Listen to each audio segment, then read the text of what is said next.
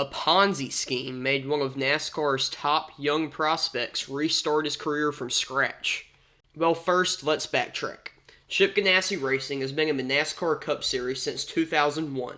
They've been a prominent entry for over 20 years in the sport, while also fielding a smaller Xfinity team. In 2018, it was announced that they would field an all-star car of sorts that would have 3 drivers win 6 races on the year. One of these drivers was Ross Chastain. Ross had spent years puttering around in back-of-the-pack field filler equipment with not much funding behind him. So this ride was a big deal for him. It was the first shot he'd ever get in equipment that could win. And he did it at the 2018 Vegas Fall Race.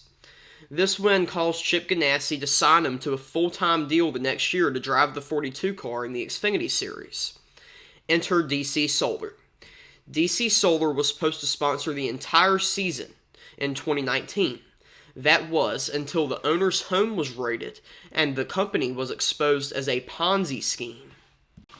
The company had defrauded investors of over $1 billion, but most importantly, the pull of the sponsorship caused Chip Ganassi's Xfinity team to shut down, leaving Ross scrambling to find a seat for 2019. He picked up a truck deal with Nice Motorsports to drive the 45 truck full-time for the season. And then Ross Chastain did Ross Chastain things.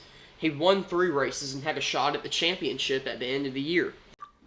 This was enough to get him a ride with Kaulig Racing and the Xfinity Series for the 2020 season.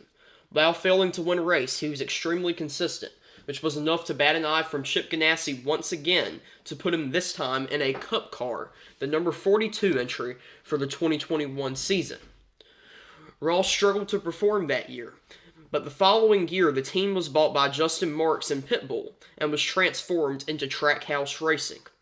Since then, Ross Chastain is a 4-time Cup winner and a second-place points finisher. I think it's safe to say he landed on his feet.